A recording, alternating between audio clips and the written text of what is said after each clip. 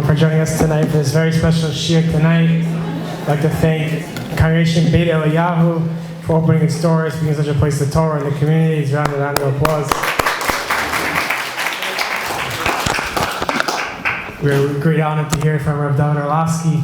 That's why the packed from wall to wall to hear the great rabbi.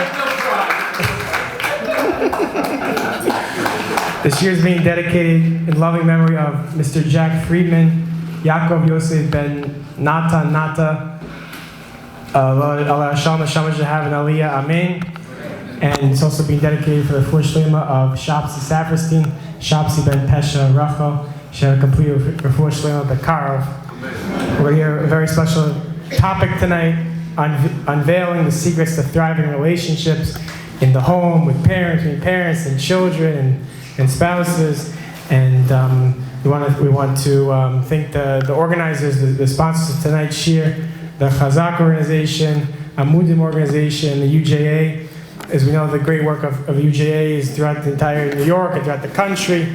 And Amudim, we know the tremendous work they do with substance abuse and community awareness and all the tremendous work that they do. And the Chazaq organization organizes shiurim and events like tonight in different communities to inspire the Jewish community, men and women, young and old, everyone in between. And it has a tremendous main focus is to inspire thousands of public school students through after-school programs in 15 different locations.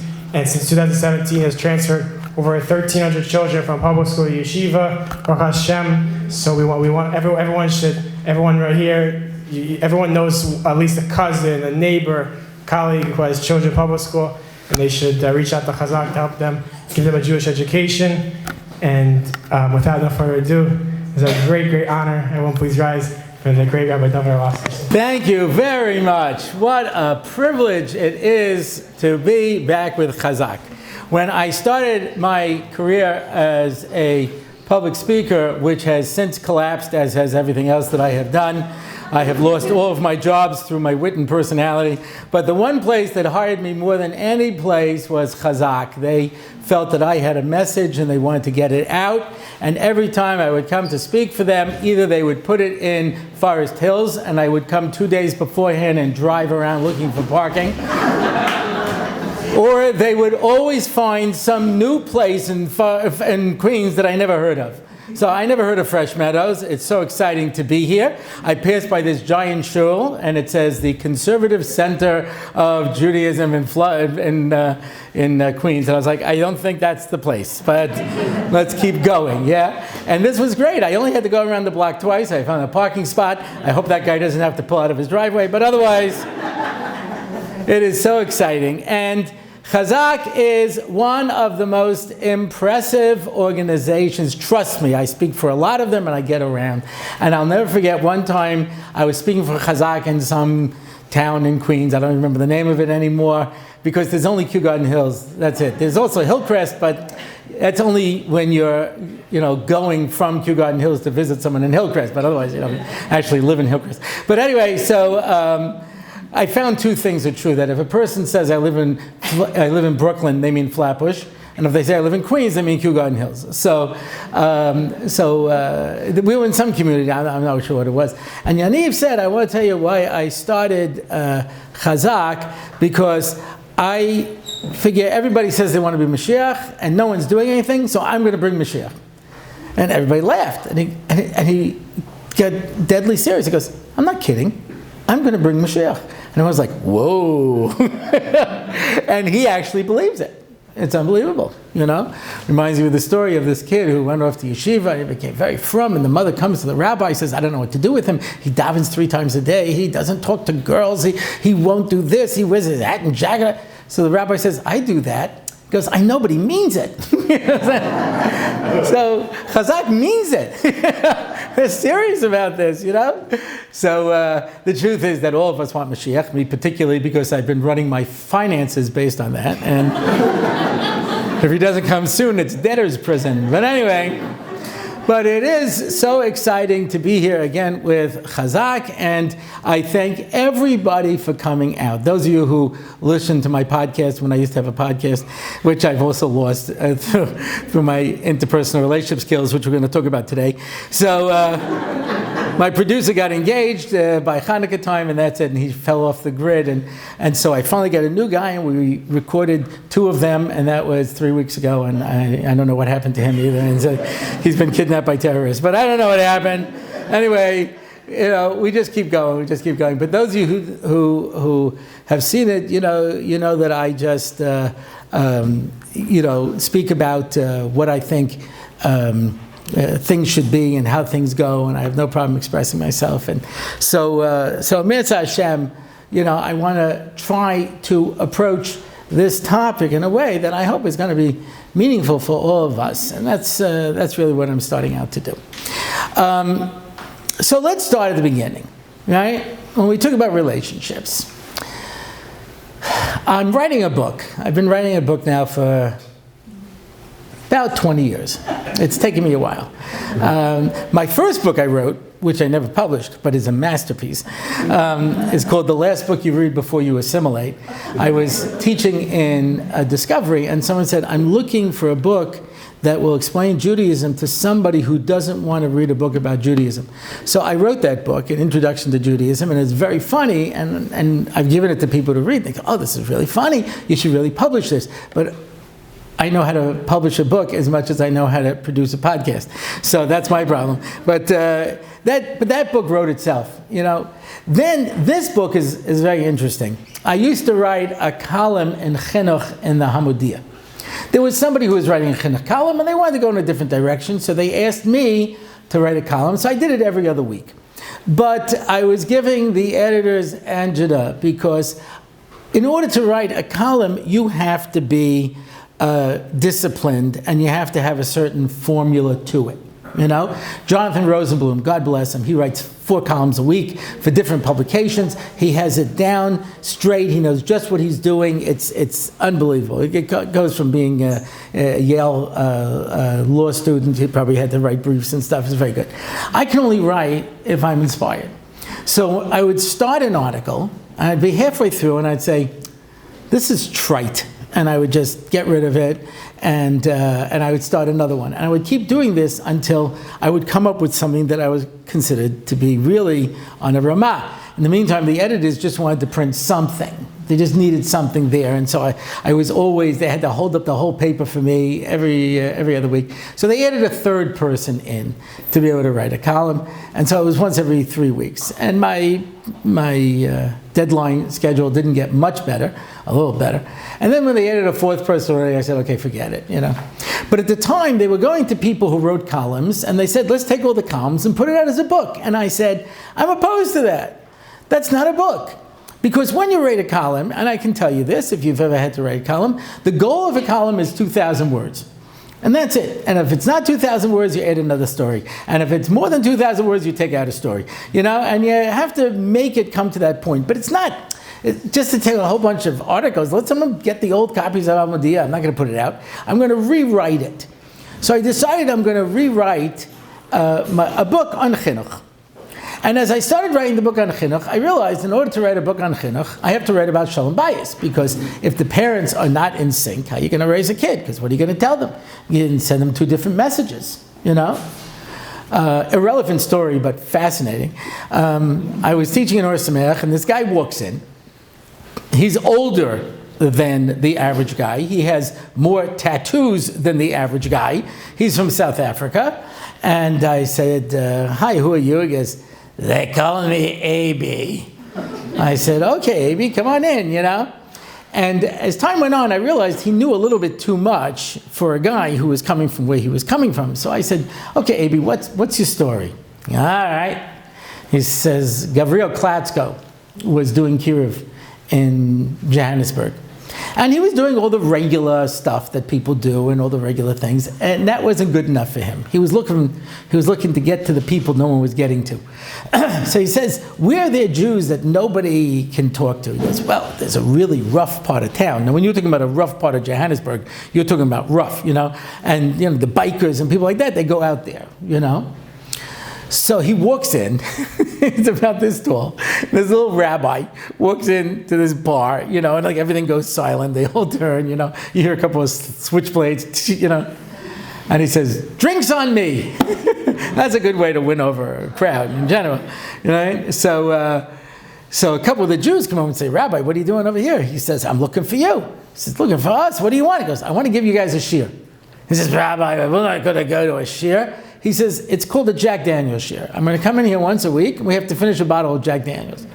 He goes, that kind of a shir I'll go to, So they'd sit in the bar every week and bring in a bottle of Jack Daniels, and they would talk and they would drink, and then he said, it's too loud here, let's move to my house. So he was in a nice Jewish neighborhood, and once a week all the bikers would come in and their motorcycles, the neighborhood, and he'd move it over there. Anyway, there was this guy, Abi, whose father was a Hell's Angel biker. He was a Hell's Angel biker.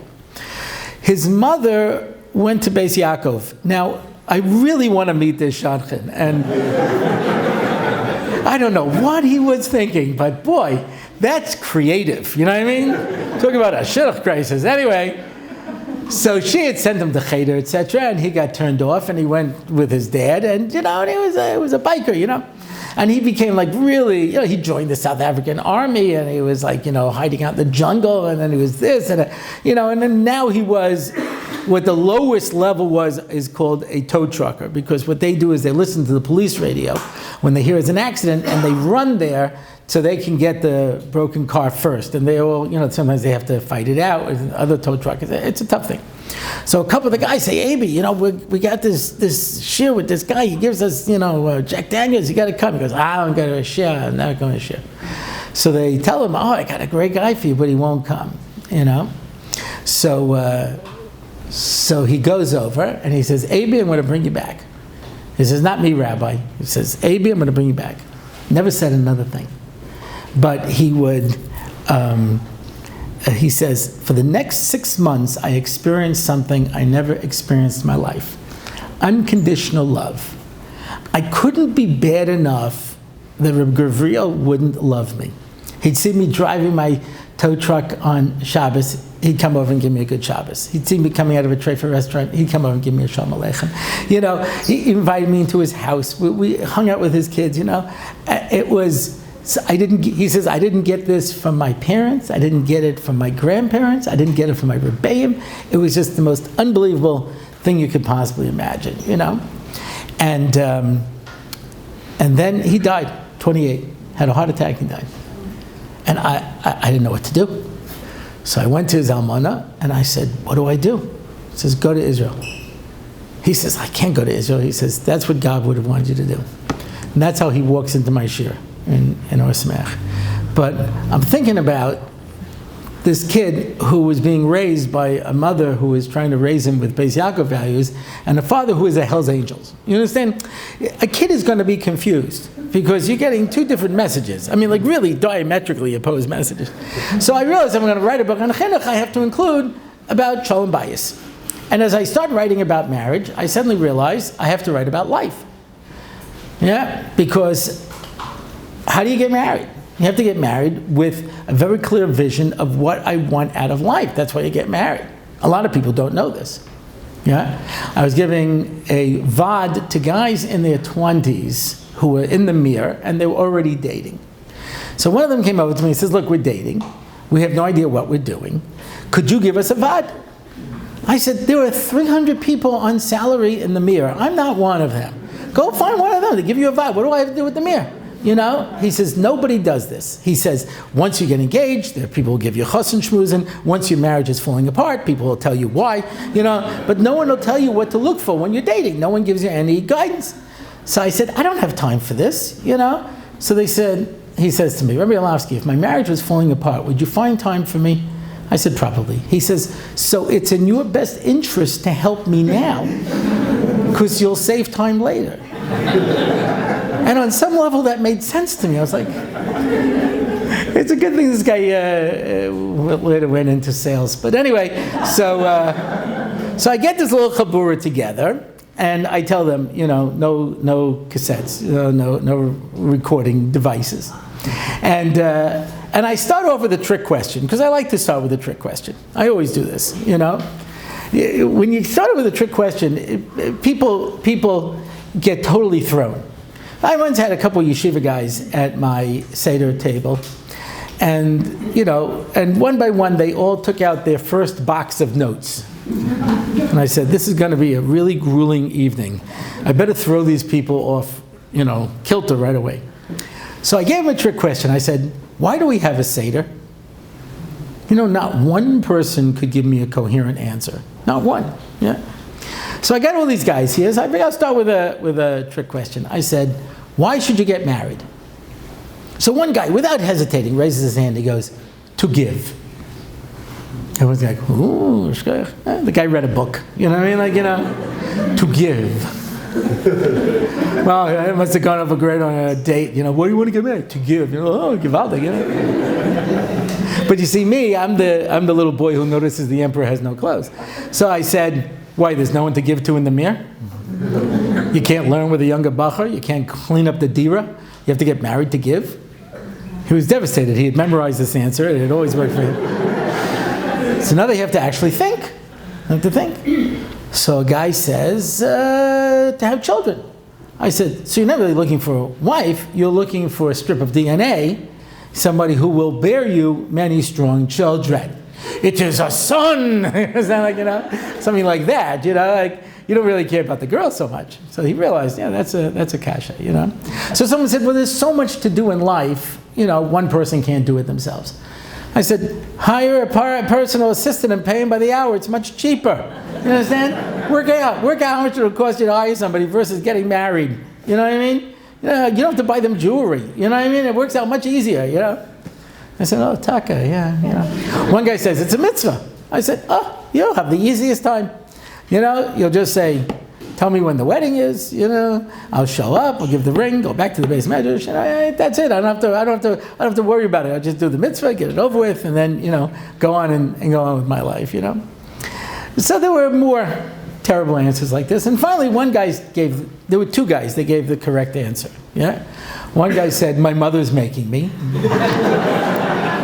And the second one says, this is great, he goes, it's time. Azoi.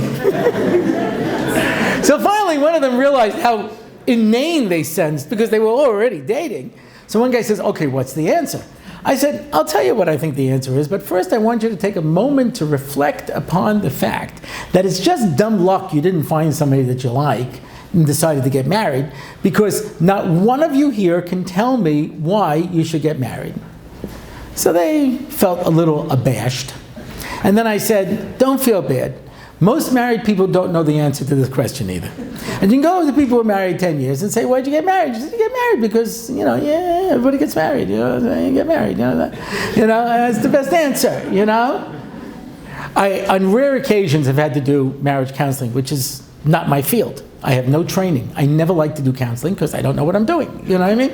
And I just make it up as I go along, But occasionally I have a couple who calls me up and says, could you see us? And I said, go to a professional. They said, we've gone to 3 professionals, 2 rabbis, and a Kabbalist. Okay? We're on our way to Beis Din to write the get. You can't mess this up. I said, okay. So, in all the years I was doing this, I only lost 2 couples. One couple were just not interested.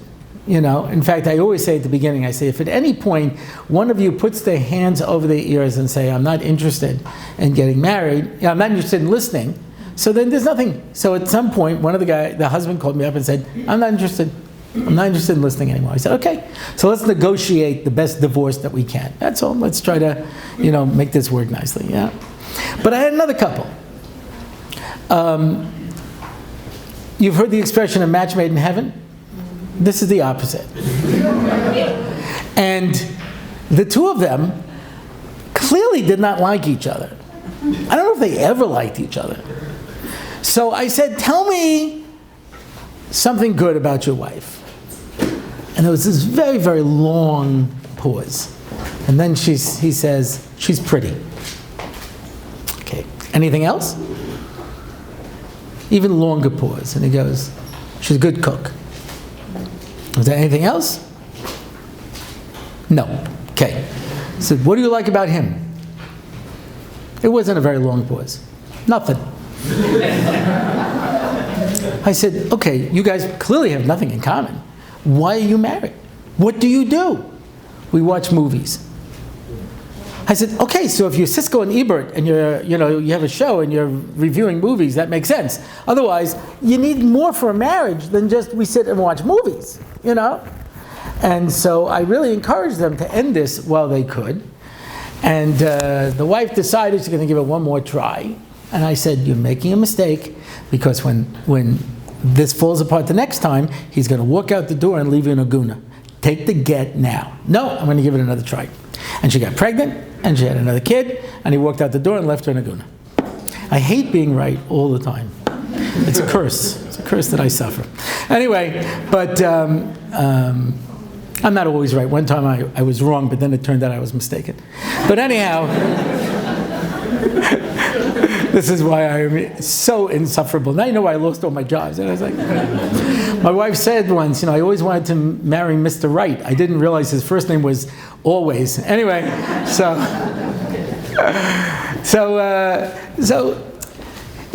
when you want to get married, you have to know, why am I getting married? What do we have in common? What are we trying to accomplish with this? And it's an amazing thing. People get married and they can't answer this question. Why are you getting married? What is the purpose here? What are we trying to accomplish? So all of that is just a very long, boring introduction to this book that I hope to finish one day, which was just supposed to be a collection of my columns in Hamadiyah. And that is, if you want to talk about how to raise children, you have to talk about marriage. You want to talk about marriage, you have to talk about what you want out of life. Which brings us to our topic this evening, which is relationships. Relationships. So why did I bring up all this about the book? Because I have something in the introduction where I say something which is, like all the things I say, ridiculously outrageous and is only going to upset people. But that doesn't make it any less true. You understand?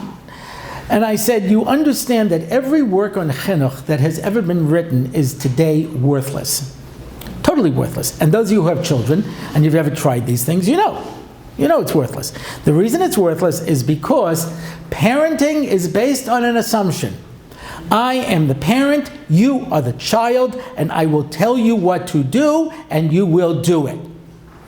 So then the question is, what should I tell the children? How should I tell it to them, etc.? But that underlying assumption is the crux of all parenting. I am the parent, you are the child. When I was growing up, you never said no to your parents. Not twice. You understand? When your parents told you to do something, you did it. You mumbled and grumbled under your breath, but you did it. And then at some point, I had children, and I would tell my kids something, and they would say, no. I was like, okay, I guess you didn't get the memo, okay? I am the father, you are the child, I tell you what to do, No. I'm not going to do it. And you can throw me out, I've got places to go. That's the wrong answer. So then you talk to these chinuch professionals, and they tell you, well, you got to be very careful today because your kid will go off the derech. Sometimes the kid even says it, I'm going off the derech, right? No. And the kid the brother's like, take me with you. He's like, I'm off the derech, So they say, listen, you can never say anything to your kids. So it used to be when I was a kid, my parents would tell me things, and I would do it, and I'd mumble under my breath. Now my kids say things to me, and when they're not looking, I mumble under my breath. They're like, what was that? Nothing. So my position hasn't changed at all. But the underlying assumption, okay, so the truth of the matter is that this is the mission site to those of you who do Daf Yomi. I have a Daf Yomi online. You can sign up, then we'll have 4 people. But anyway, I don't know how this guy Stefanski gets thousands of people all around the world. He gives out free Gemaras. All right, that helps. But I made a flyer, for my Daf Yomi when we started getting it. No free Gemaras. No international siyumim. No internet hookup. Just the best Daf Yomi shir you'll ever go to. And we don't have shir on Shabbos. So it's like 7 daf in 6 days because it's not about the Yomi, it's about the daf. And I didn't get anybody. But maybe if I hung them up. But anyway, but I amuse myself sometimes. But the Mishnah in Saita, it says at the end of days, everything's going to break down. That's what happens. It's okay. We all know this. I don't want to go into too much detail because every time you think we have hit rock bottom, we pull out a drill and keep going down. If I would have told you 10 years ago that if a kid goes into a girls' school and he's a boy and he says he's a girl and you don't accept him, then you're going to go to jail. Not only that, if there's a boy who thinks he's a girl and you call him a boy, so then you're going to go to jail. Because you use the wrong pronoun, you know what I mean? If you're there, and you're like, this can't be. This is too insane. It can't possibly be. Yep. And you say to yourself, can it get worse? Yep. I don't know how, but there's the furry movement now. I don't even want to go into it. But there's nothing left. There's nothing left. There are no assumptions. And all of chinuch is based on there's basic assumptions. There's parents and there's children. And that has broken down. And everything's broken down. The reason people got married is broken down. The reason that people have children is broken down. All of society is broken down. So where did it start? It started back in the 60s, in my generation. Thank you very much. Because my parents were the last generation of adults. Right? They did not raise us to be adults. They were adults. They had to get through the World War II. They had to get through the Depression. They had to this. They had to survive. They had to build. There was nobody there. My father used to have an expression because you need a hand? Look at the end of your arm. You know what I'm saying? He dropped out of school after 9th grade to go to work to support his family because there was no money for food. Not for Pesach in a hotel, for food, like bread, milk, stuff like that, And so to him, no one gave him anything. You have to do everything on your own, But they wanted their children to have everything. So they raised us to be little kids, and we never grew up. And then we raised the next generation, Nebuch. And you can look at them. And it's not their fault. I tell them it's not their fault. You've never seen an adult. You've seen us. You know what I mean? And my generation never grew up. We're still little kids. I read an article in Psychology Today where this woman is writing. She says, when do I grow up? At some point I should become an adult. And you never do. You're always a kid. I'm 64 years old and I'm always surprised that they don't invite me to the young couples meetings. You know what I mean? Because I've gotten old, but I haven't matured. So I think I could fit in, And that's what happened. So everything it started to fall apart. So in the 60s, there was this big emphasis on relationships breaking down. Now, Tom Lehrer. Anyone here ever hear of Tom Lehrer? Oh my gosh. 3 people. Very good. Tom Lehrer was a professor of mathematics in Harvard University who is best known for writing funny songs, which just says everything that we need to know at this point, J.R.R. Tolkien was a professor of philology in Oxford University, a tremendous scholar. And he wrote a fantasy work called Lord of the Rings. And someone once asked him in an interview, do you think you'll be remembered best for your scholarship or for the Lord of the Rings? He says, oh, for sure, the Lord of the Rings. Like, no one cares about the papers I ever wrote in Oxford about language, But, so he was a professor of mathematics, but he wrote funny songs, So he was writing a song and he was talking about how so much of contemporary literature and film today deals with people who can't communicate. Parents who can't communicate with children, husbands who can't communicate with wives. And I feel like if people can't communicate, the least they could do is to shut up, which is very profound on many levels, if you think about it, because we spend so much time talking about how people can't communicate. One of the most beautiful songs musically.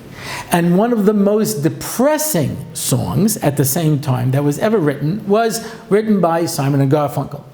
All of their songs is basically of one theme: kill yourself. Life is meaningless, it's sad, and sounds of silence, no one understands me, I'm an island, I'm a rock, I have no friends, A hazy shade of winter, all the leaves are dead, everything's terrible, The only one wrote one happy song, feeling groovy, and that's because they were on drugs when they did it. But otherwise, everything is depressing. It's the best time to listen to Simon and Garfunkel is like in November, around 5:30, driving through Manhattan, like a little drizzly. It's like perfect, just put a gun to your head, it's like, and all the music is like that. Anyway, one of the most beautiful songs they ever wrote was Dangling Conversation. And the words are, and you read your Emily Dickinson, and I my Robert Frost, and we mark our place with bookmarkers that measure what we've lost. Like a poem poorly written, we are stanzas out of standard, couplets out of rhyme and syncopated time, lost in the dangling conversation, the superficial sighs, the borders of our lives. It's like people talk about nonsense, nobody cares what anyone's saying. Yes, we speak of things that matter and words that must be said. Can analysis be worthwhile? Is the theater really dead? Just nonsense. This is, by the way, one of the reasons that I had such a terrible time dating, because to be successful at dating, you have to spend at least 2 dates talking about nothing. And I don't know how, because I'm such an incredibly deep person. So I would go out with somebody on a date, and they would come back and go, whoa, that was too intense for me. I can't handle that again. You know what I mean? And whereas they'll go out with the next guy, and he'll tell interesting camp stories, and this one time when he had a great cholent, you know what I mean? And I'm like, do you ever think about why you're alive? And life is all about, whoa, it's too intense for me, I don't know how to make small talk, but that's what it's all about. People sit around and say nothing. Nothing, And so that became what it was about. Now, there was a time when people had a purpose in life, and life was important, and what I was doing was important, and what you have to say and what I have to say, what we think, what we want to do is important. Very often in Jewish history, life or death. Very often in Jewish history, whether or not we're going to be able to remain being Jewish, and we're going to bring our children up Jewish, and if we're going to have some kind of a life, And today, everything is too hard for us. And I'm not saying that facetiously. I'm being very serious about it. I don't mean it in a bad way. I'm one of those people, My father got up every morning. He went to work. He worked hours and hours and hours, came back late at night. He just worked. He had kids. He had to support them. He had to get, When I wake up in the morning, I expect a round of applause. You know what I'm saying? I got out of bed, and I'm not good at it. I'm really not. Some people are. Some people wake up in the morning and they get going, and whether they're happy about it or not, they get up in the morning and get going. My wife said to me once, because I'm more of a night person, she says, you should really go to sleep, otherwise you're going to cry in the morning. And I said, what do you mean? I set an alarm, like every husband, to wake up his wife, and then the wife wakes you up, Because sometimes when I wake you up, you go, Because one morning I was so tired, I don't know how I got out of bed. I got out of bed, I went to the bathroom, I washed up, I got dressed, I took my tefillin, I opened the front door, and I was still in bed. I dreamed the whole thing. And my first thought was, oh no, now I got to do it over again? It's hard for us. Rabbi Leff said once, him speaking, he'd say, there are boys today who are willing to be meiser nefesh to learn Torah. If you buy them an apartment and you get them a car and you support them, they're willing to be meiser nefesh. What's the mesiras nefesh? They're willing to get up every morning and go to yeshiva? I've said this more than once to groups of kollel guys, and they said, well, not every morning, but certainly many mornings. Why? Because it's hard for us. Things are hard for us. Somebody told me they went to a Shalom Bayis course in Brooklyn, and they said that you should always compliment your wife Friday night on the takeout place she chose. Understand? Because making Shabbos is hard, and Pesach is hard, and kids are hard, and life is hard, and everything's so much, and things are so difficult for us. That's our generation. It's hard, you know. Vanna White just retired. If you don't know who that is, then either you're on a tremendous madrega or you're lying. Either one works for me. She was the woman on Wheel of Fortune who would turn over the things. And there was an interview with her once and said, have you ever suffered any tragedies? And she goes, one time when I was turning the letter, I broke a nail. But you're right there, you know. Suffering, human suffering. But listen, you know, to be able to get through things are very difficult. And so interactions are the hardest. The hardest. This guy finds a genie, and the genie says to him, listen, I'm going to grant you a wish. He says, I thought it was 3 wishes. He goes, I don't know where that came from. There's no 3 wishes. There's 1 wish. You get 1 wish. What is it? He says, well, you know, I live in Israel, and I really want to visit America, but I'm afraid of flying, and I get, you know, boat sick. So I want you to build me a bridge from Israel to America so I could drive there. He says, are you crazy? Do you know how much cement? Do you understand the pilings into the Atlantic Ocean? That's ridiculous. I'm not going to do it. Choose something else. He says, well, I've been divorced twice. I can't figure out how to make a marriage work. Can you explain to me the secret of successful marriage? And he says, do you want that 2 lanes or 4 lanes? Because it's difficult. These things are difficult. And I maintain the reason they're so difficult is because we don't have that underlying, why am I getting married? What am I doing? What am I trying to accomplish? So I want to talk a little bit about the concept of relationship. Maybe we'll make applications to specific relationships, but I want to talk about the concept of relationships. It says in Pirkei Avos, "Ba'asara mamoros nivru olam." God, with 10 utterances, created the world. Yeah? And then it says, of course, there are the Aseres Hadibros. So you notice there were 10 Amiros and 10 Dibros. What is the difference between Vayomer and Vayidaber? There's a few differences. One difference is Vayomer can be said without anybody there to hear it, obviously. God spoke 10 times, not to anybody. There wasn't anybody to hear it. When God said, let there be light, there was nobody there to hear it. God spoke. Vayidaber is an interaction. Dibor always requires 2 people. Yeah? There's a Mishnah in Ksuvis that says, Ra'ua hi medaberes. You see a woman talking, and you say, what was the nature of that man? Is he someone who's puzzled to the kahuna or not, to know whether or not you're allowed to marry a Kohen? So the Gemara says, well, she was just talking to him. It says, no, she wasn't. But the term the Gemara used for not talking is talking. Because dibor is always a connection, a chibor, an absolute relationship. You cannot have dibor without a relationship. You can have an amira without it. You can speak to somebody, but they might not listen. In order to have a relationship, there has to be someone speaking and someone listening. In the 7 Habits of Highly Effective People, Stephen Covey lists as one of the things, seek to understand before being understood. It says because people are so desperate that everyone should understand what they're saying. This is one of the reasons people yell, because they feel like you're not hearing me. Yeah? So if I say it louder, then maybe you'll understand it. Or if I repeat it 3 or 4 times, then you'll understand what I'm saying. But that's only because they feel like no one's listening to them.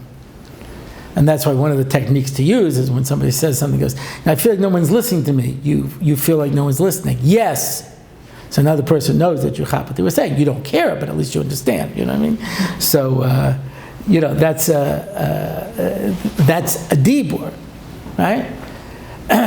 So we all know this. sometimes we're talking to somebody and we feel like they're not listening, even though they're there, you know? Sometimes you're on the phone with someone and you keep going, hello, are you there? Hello? You say, yeah, I'm here.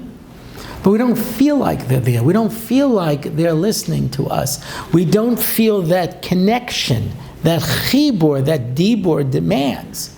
That I'm speaking and you're listening and there's a sharing going on. You have no idea how many problems in life are solved when there is interaction. I heard this from a very well-known psychologist. He says, most of what I do is not necessary. It could be replaced by a good friend. But nobody has anyone to listen to them. So they come here and they pay me money just so I can listen to them. They want to be heard. They want to be understood. Yeah? Even if they're not validated. At least they want an opportunity to have someone who's going to listen to them. Pesach Krohn tells a story. It's not a Pesach Krohn story as far as I'm concerned, because all of Pesach Krohn stories are feel-good, positive stories, and this is more like a Dovid Orlofsky story because it's negative and really down, you know. And he says, this girl steals the afikomen, this teenage girl, and her father says, so what do you want for the afikomen? She says, how about a conversation? Yeah, right? That's not a Pesach Krohn story. Anyway. And then it was unbelievable. You had to see. Everybody came, and it was so beautiful in the family. And I was like, you know. And I'm like, and then everyone died. But anyway, someone said to me once, some people look at the glass and say it's half full. Some look at it and say it's half empty. You say, I'll bet it's poisoned. But anyway, but what does it mean? It means people are desperate. When I was running NCSY in Long Island for 9 years, people used to say to me, these are rich kids from Long Island. You know, what are you going to do? Have a movie night? They have a home projector and, you know, a studio in their house. What are you going to do? Take them this, they have this, they have that. They have everything. What can you offer them? I said, human interaction. Somebody who cares about them. Someone who wants to talk to them. Someone who's interested in them. Because people don't have that. You know? Someone who's gonna care about them and listen to them and spend time with them. Yeah, it's something that we could give to people, and people are dying for. They're dying for human interaction. Do you ever see two friends and each one says, "I got to tell you something"? No, I got to tell you. No, I got to tell. Okay, you go first. Okay, now I'll tell you. I don't really care what you say, but okay, I have to pretend to listen. You know, when people feel understood, they change their life. Let me tell you a story. It's an old story. There was a girl who wanted to come back for a second year to seminary, and her parents anticipated this and had her sign a contract that she could not come back for a second year. Okay. Now, I understand, you know, you wanted to come back and go to college, etc., you know. Anyway, the girl very much wanted to come back, and the mother said, absolutely not, there's nothing to talk about. And she was very upset. This was a girl who always had a smile on her face, and it must have been hard for her not to smile. But she wanted to express that she was very disappointed. So finally she comes back to Israel to finish up the year, and the mother says, listen, you should speak to one of your rabbis to help you accept this because you are not coming back. She goes, well, maybe you could explain to one of my rabbis why I can't come back. And he says, okay, I met Rabbi Orlofsky when I came to visit, I'll speak to him. So she comes to me and says, listen, my mom's going to call you. You have to convince her to let me come back for Shana Bet. I was like, oh. Oh, by the way, is what I say when I have no idea what else to say. Because if you say supercalifragilisticexpialidocious, it's a giveaway. So I just go, oh.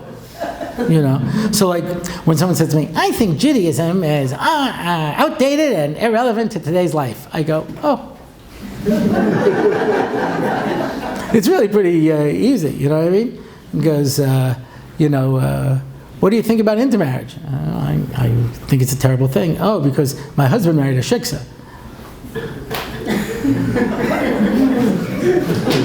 Oh. What does he say, So the mother calls me that night, and her back is up, obviously, because she's going to talk to some rabbi who's going to do a whole deal on her. And she says, listen, my daughter wants to come back. I told her absolutely not, and there's nothing to talk about. I said, I understand. She says, no, I'm serious. I had to sign a contract beforehand. She's not coming back for a second year. I said, I understand where you're coming from. So she says, no, I'm serious about this. I said, listen, you're a parent. No teacher or friend can have the same interest in their child that a parent does. And I'm sure you've given this a lot of thought, and you want to do what's best for your daughter. And she starts crying, and she says she's so unhappy. And I said, listen, I'm a parent. Sometimes we make decisions for our children, and our children are unhappy. I had to hold down a little kid once while they were sewing up a big cut above her eye, and she's crying and says, Abba, stop, I knew I was doing the right thing, but it's very hard. And she says, but I want her to be happy. I said, listen, every parent has to make a choice between doing what they think is right and making their child happy. Anyway, this was the whole conversation. The whole conversation, I was merely trying to reassure her.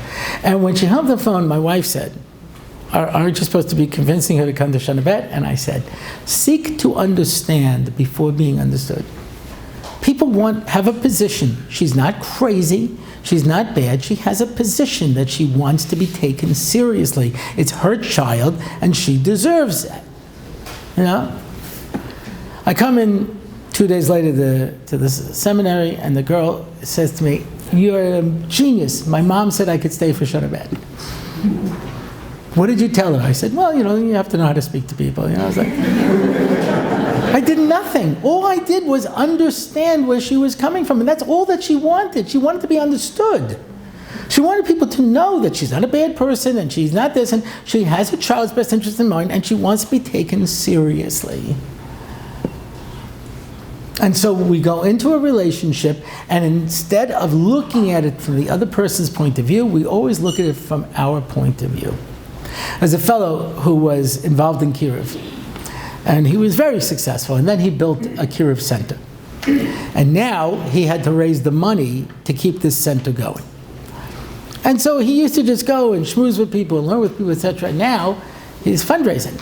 And he told me once, in confidence, he says, I can't have a conversation with anybody. As soon as I meet somebody, the whole time I'm thinking, how much money can I get out of them? Because I got to keep this going. I have to keep the thing going. And when you look at it from that point of view. So I was flown into London to speak at a dinner for Sir David Alliance. He was a knight of the realm. Thank you very much.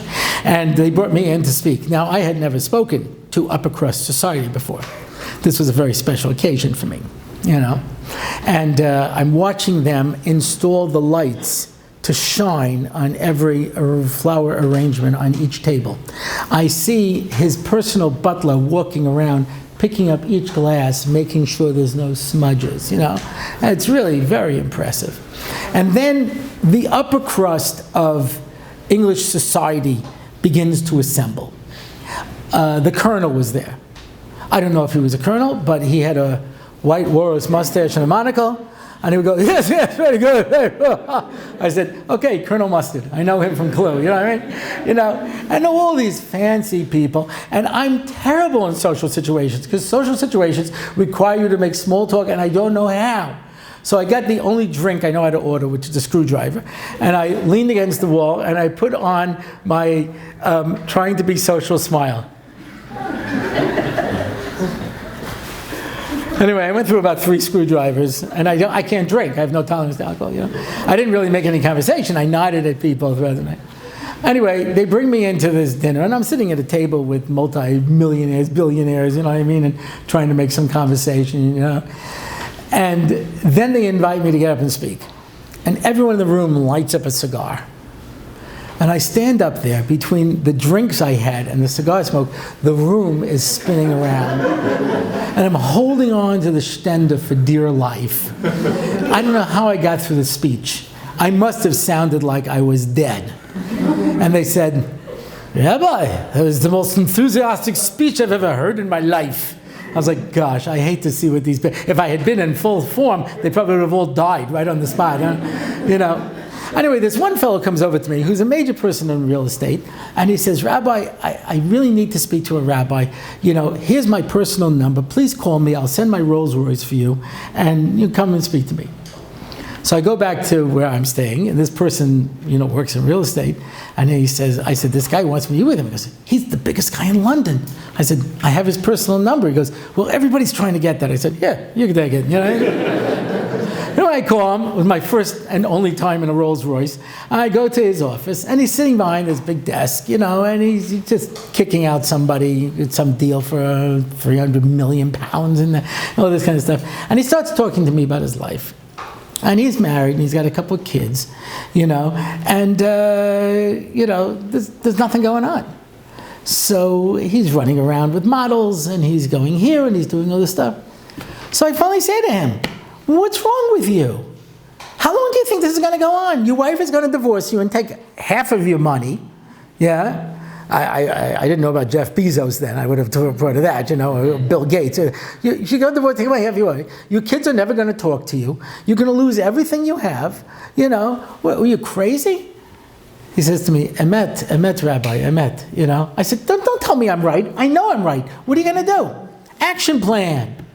Are you going to start going to Beit Knesset Friday night? You're going to have a Shabbos meal with your family? No, not yes, or not maybe. Yes. Okay, I know, I want to commit. Yes. And I start going down the line, And finally he turns to me and he says, no rabbi talks to me like this. I said, because everybody wants your money. I don't want your money. I like being poor. I've embraced it as a lifestyle.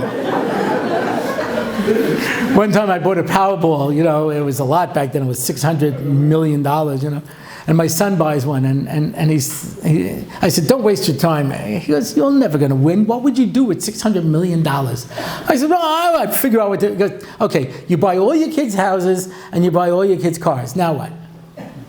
So, okay, now you can dream, hundreds of million dollars. I said, well, first thing I would do is fix up my car. He says, you wouldn't even buy a car.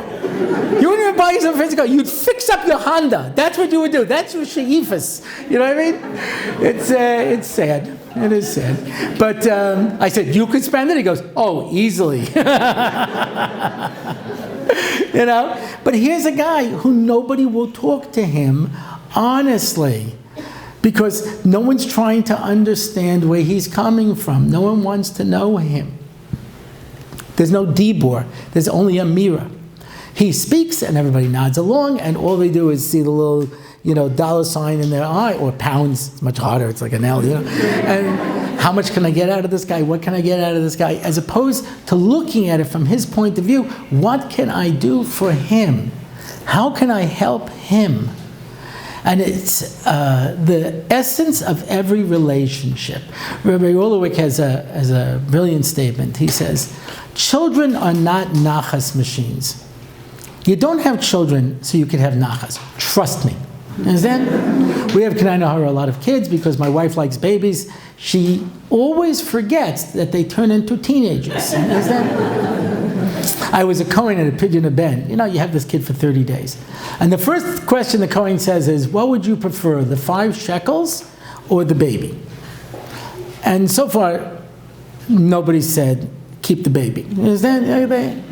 But I have a feeling that if I ask that question 14 years later, I'll take the 5 shekels. You can take him. Why? Because we want our kids we live surreptitiously through our children. How many times have you heard a parent say, you're going to make it in learning because I never did. You're going to be a doctor because I never had the chance. You're going to live out my dream.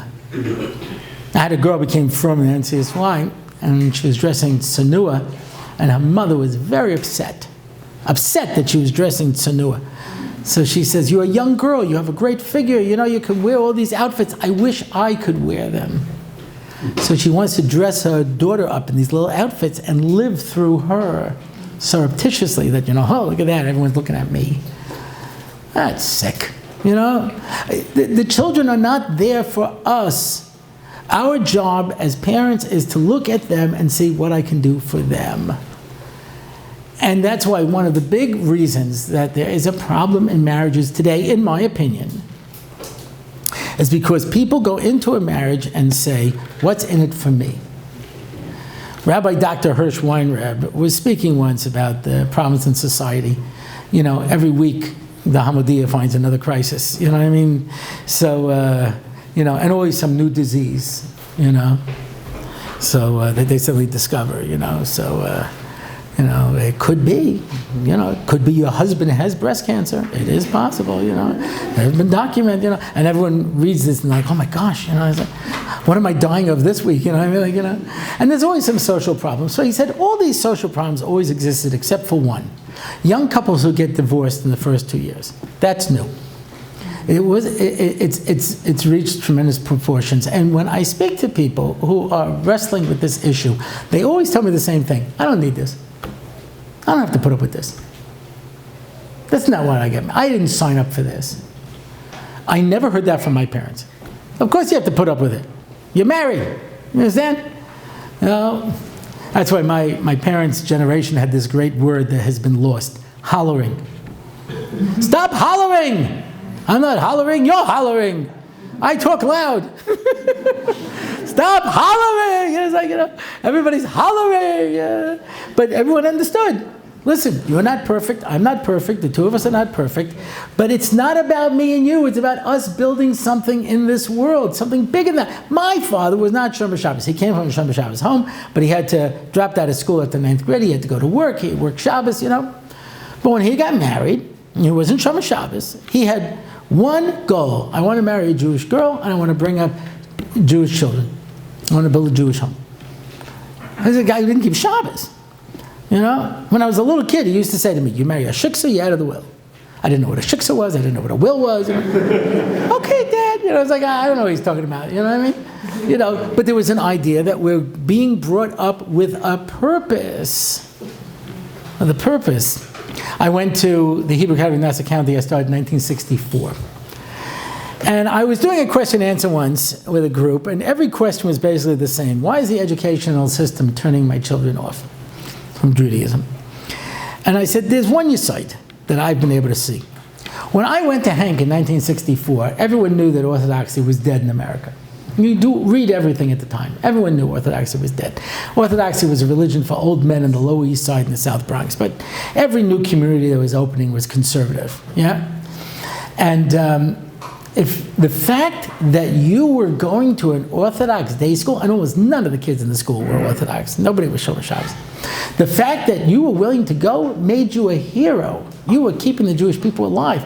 And if you were bad, so they would bring you to the principal, and Rav Findel would sigh, and he'd say, I know your parents, they're such nice people, I don't know what you're doing, then send you back to college. They couldn't throw you out, they didn't have enough people, they needed you, And so everybody got a message, we need you, you're going to save the Jewish people.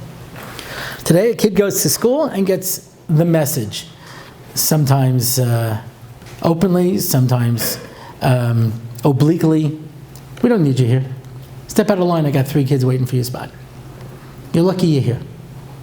Now watch your step, kid. And so everybody walks around and says, nobody cares about me. Nobody cares what I do. No one cares what I say. I'm not important. When I had a bunch of teens and preteens at my Shabbos table who all have bad attitude and all rolling their eyes at me constantly. So I had to change my Shabbos table around. And I would do brain teasers and puzzles and different kind of things until I got them, to not be so hostile. And then I would give them a thought question. I would say, whatever it was, I would tie it into the parsha, should you bring your kids up in a closed religious community, or should you bring them up in a more open community where they can be exposed to many more things? And they would all discuss, and they would all argue it. And whenever I would say this over, people would say, what did you tell them? And I said, nothing. That was the point. Give them a chance to talk. First, seek to understand before being understood. People want to be able to be heard. They want to be able to know that what they have to say is important. Dibur is communication, and Dibur comes from, and I'll tell you something else. It says, V'yidaber, Hashem al Moshe, when, after everybody from the door, Hamidbar died out. And Rashi says, because all the time that there was this curse on Klal Yisrael, Hashem only used the word vayomer and not v'yidaber. Because v'yidaber is a lashon of ahava. But in 3 other places, Rashi says v'yidaber is a lashon kosher. It's hard, right? V'yidaber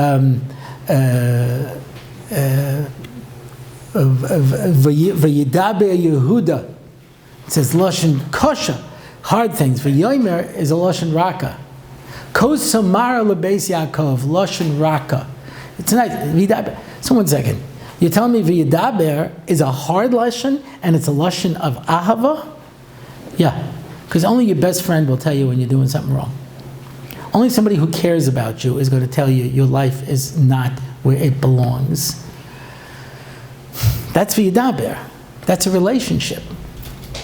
I'll tell you, I'm almost out of time, and also there's almost no time left for the shir. Both of those are true. But I told you I always try to be depressing. But Woody Allen once said, I want to leave you with a positive thought, but I don't have one, so I'll give you 2 negatives. Anyway, but, let's see if I can remember the story now, because my ADD kicks in and immediately I forget what I was saying. There was, what was the story I was going to tell you? It was a great story. I wanted to save this for the end because it's the best thing. Anyway, maybe it'll come back to me. But say, how about those Yankees? There's a depressing thought. But anyway, when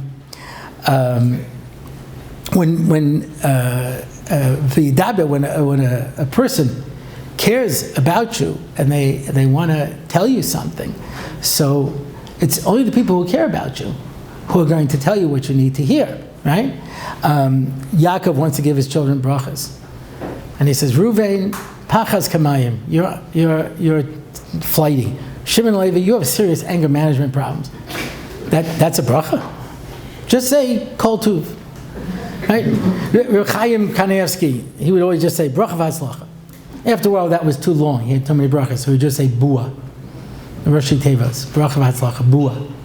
One time a guy raised a lot of money for one of his stockers, and he gave him, and he says, Rabbi, I was hoping I can get a bracha. He goes, bua. He says, I raised a lot of money, I thought I'd get a bigger bracha. So Reb Chaim goes, bua.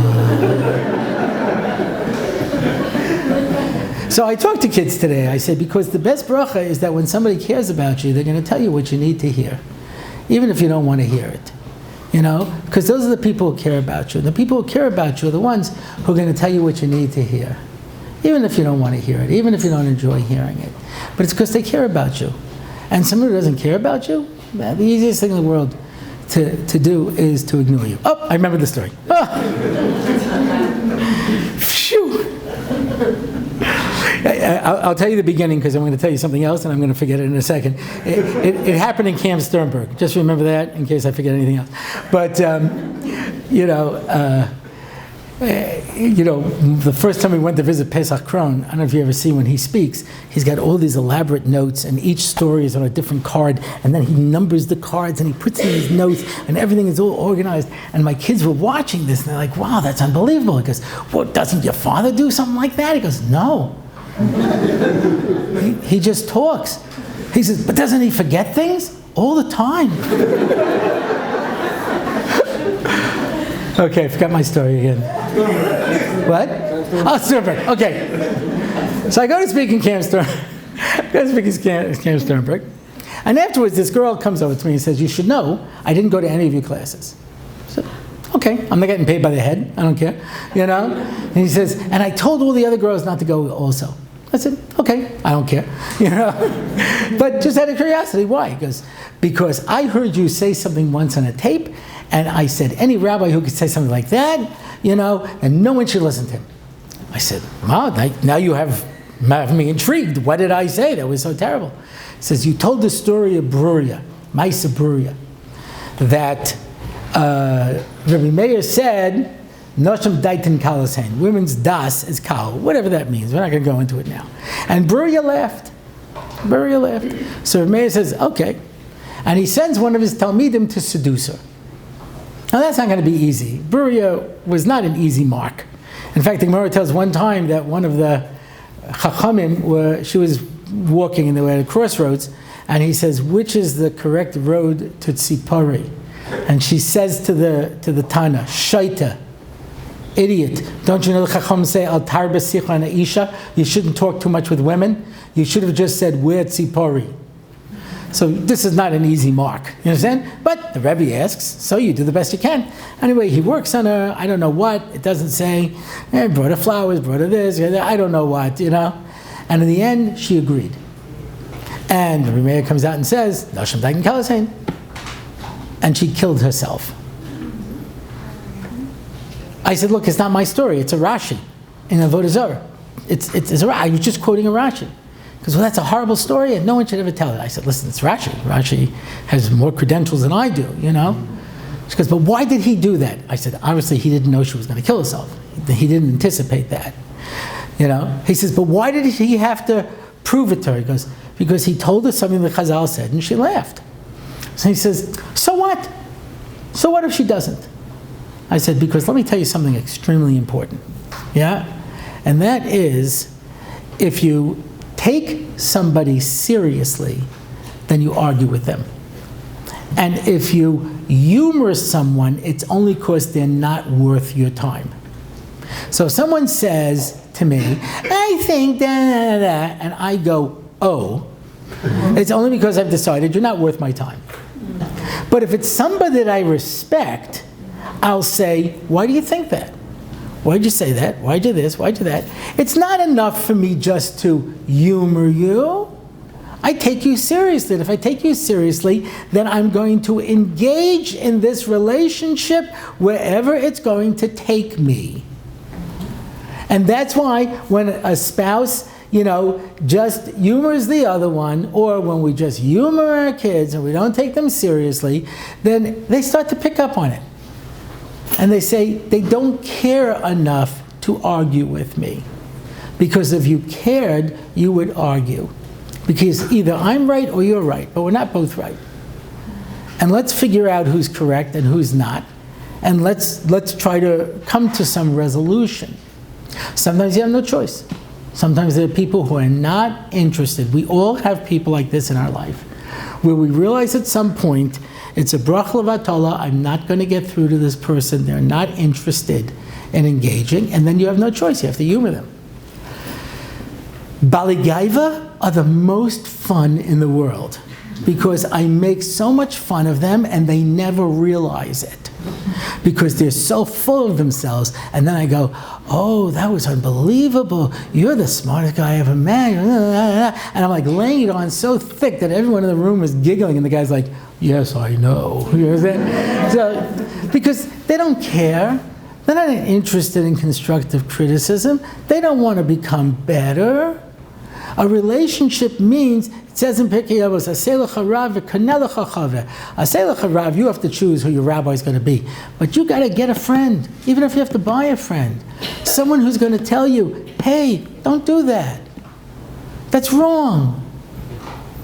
My good friend Barry Hammer, when he was my assistant director at NCSY, he had this great phrase. He'd say, Dov, this is not what we're trying to say. So perfect.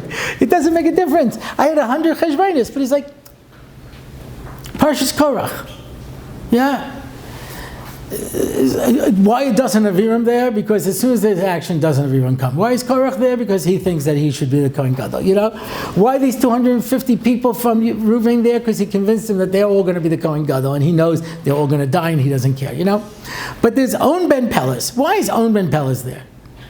Because he really thinks that Korach is right. And he says, I'm prepared to stand with Moshe Rabbeinu, it's the right thing. And his wife says to him, On, take my word for it. You're a nobody, you'll always be a nobody. If Moshe wins, you're a nobody, and if Korach wins, you're a nobody. Why are you getting involved in this machlekes? Nobody cares what you think. Now what On should have said was, what are you talking about? There's emes, there's this, there's that. Instead what he says is, but my friends are coming for me. She says, okay, hide in the tent and I'll stand by the door and chase them away. I'm sorry, Owen can't come out and play now. Because she had his number. She understood what was really motivating him. She understood where it was really coming from. And On had enough understanding of his wife that he did. Now, you take Korach's wife. Korach's wife pushed him into this. She knew all the buttons to push. There's only a spouse knows all the buttons to push to get you crazy. And says, oh, Moshe's doing this because he's jealous of you. He wants to take you down. He's making fun of you. He's attacking you. He's doing that. And he got him crazy. Because the people who are closest to us understand us, and they can help us become better. Who's going to help us become the people we're going to become, or Nebuch, they're going to lead us to destruction. My friends, we're at the end of time. This is not me saying this. Much bigger people than me have said this. And it's now, to take a very old expression, what with being old and all, it's fish or cut bait. You understand? That now we're going to have a choice. When Eliyahu Hanavi said, Ad Mosa atem poischem al shtei seifim, how long are you going to straddle the fence? There's no fence straddling anymore. Yeah? Either we're going to be for God or we're going to be against God. That's it. There's only two ways. We have to stand up and decide. And we have the ability to change the world. We can speak to people. We can affect them. We can do things that are going to change people's lives, and you don't realize it. You don't realize it. You don't realize how powerful you are and what you can do. So remember how I said that was the last story? I lied. Here's the last story. I get a call. I'm driving a guy to the bus. And the guy says to me, do you remember about 8 years ago you took your wife out to a restaurant off the square? I said, I'm cheap, but I take my wife out more than once every 8 years, okay? I thought he was giving me a mussar. He says, there was a waitress there from Hebrew University. I said, I remember this. I struck up a conversation, because I always try to strike up conversations with people. And I remember I struck up, where you from, this and that. And she was obviously American, you know. He goes, and then you tore off the corner of your paper placemat, and you wrote down your name and address and phone number, and invited her for Shabbos. I said, it could be. Could be, I don't remember. He opens his wallet, and he takes out a ripped off corner of a placemat with my handwriting on it, with my name, phone number, and I said, where'd you get this from? She goes, that's my wife. She was so impressed that you took that much interest in her that she started taking classes and she became from. That's an impressive story. But things happen in groups, because I have bad memories, you've already established. Yeah? The same week, I get a call from an Israeli woman. Kvod Rav, ata makir oti? And I said, no, I don't speak Hebrew, I don't talk to Israelis, I don't know who you are, you know? Which is true. So she switches to English, and she says, I was flying to America, my father had just died. And we were sitting next to each other. And I was very upset. It was very difficult for me. And you spent the whole flight, 12 hours, talking to me about Olam Haba and my father and what life is all about, etc. And then as we were getting ready to land, you ripped off the corner of your special kosher meal, the placemat, and you wrote down your name, address, and phone number, and invited me for Shabbat.